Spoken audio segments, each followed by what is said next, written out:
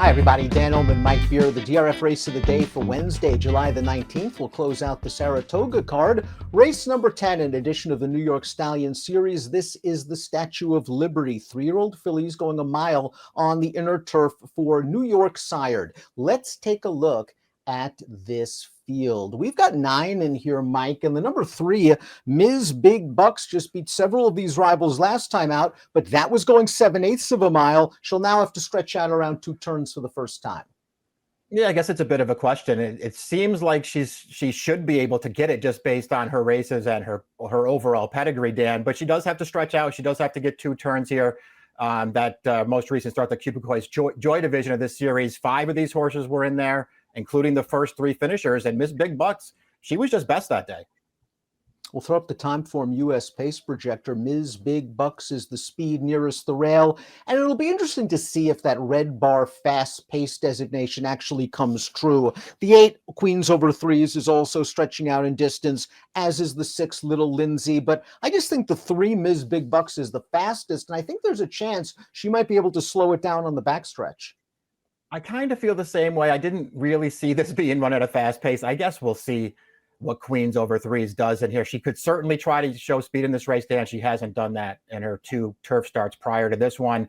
I felt like if this pace wound up getting contested, it will be because the 4 Camp Aquila will try to go forward this time. It seemed like they consciously tried to rate her last time. It did not work out.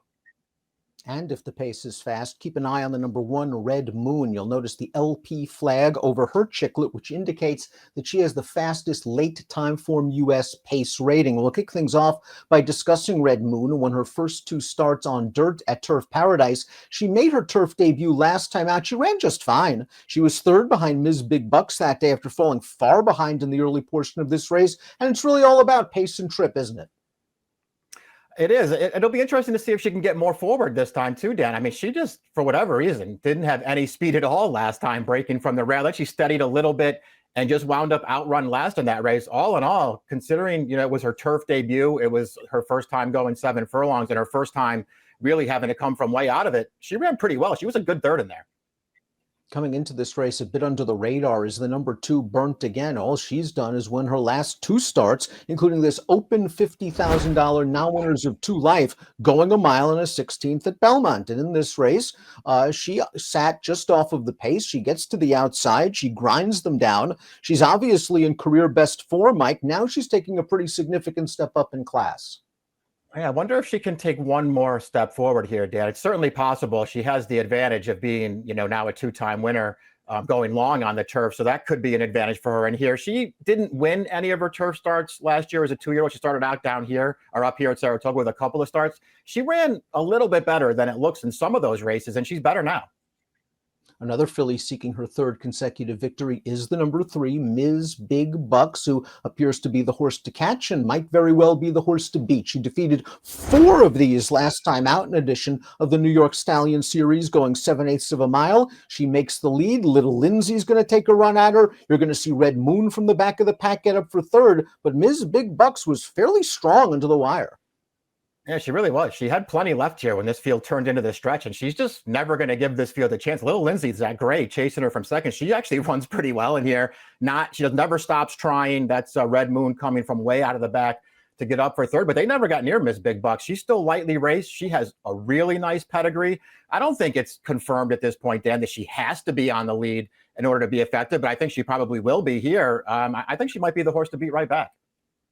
You mentioned that the connections of the 4 Camp Aquila had rating in mind in that race we just saw. Camp Aquila finished 6th that day. She set off the pace. It didn't work out. It always hurts when you have a speed horse, you rate her, and you get wired. This one, though, has done some good work around 2 turns in the past, most notably at the fairgrounds over the winter, and she can get forwardly placed under Trevor McCarthy.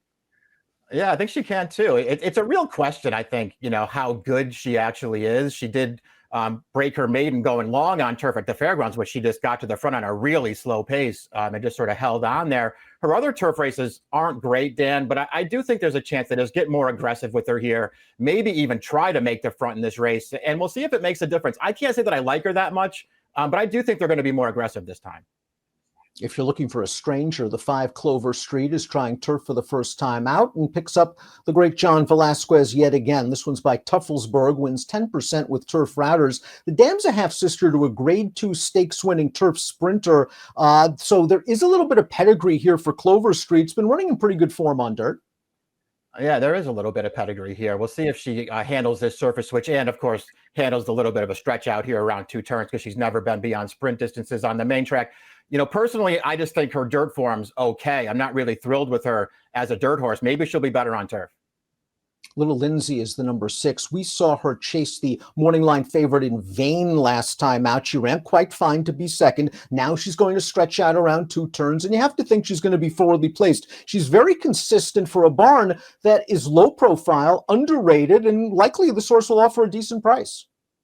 Yeah, I agree with all that stuff. I actually like, too, that they finally got back to turf with her last time, Dan, and I thought that she ran pretty well in that race. I think she was only second best, but it was a good performance. You have to remember, she debuted on this turf course last year as a 2-year-old. That was a fast race that she ran, breaking her maiden, and her only other turf start was in a Grade 3 where she just had no chance. I mean, there's a real chance she's better on turf, and if she can get this distance, I think she's a player.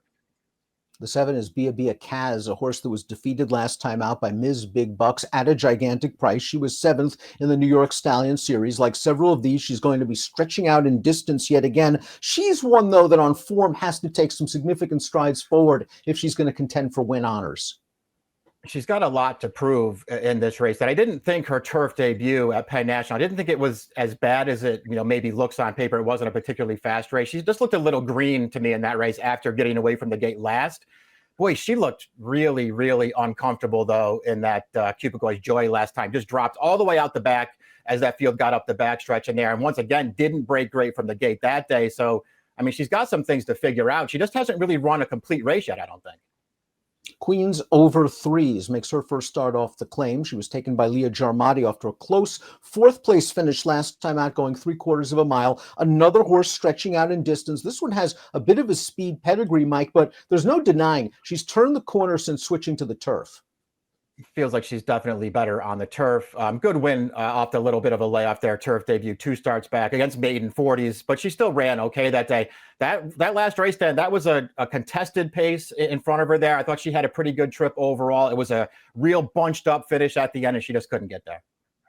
Completing the field is the 9 Orange Freeze, another horse that was claimed out of her most recent start. This one by the Bill Morey barn. She was trained by Christophe Clement when she graduated for the state-bred $40,000 maiden claimer. She was a big favorite. She got a nice closer's trip behind a fast pace. She wins like an even money shot should. She has some upside potential. She'll have to deal with a tough outside post. Joel Rosario retains the mount.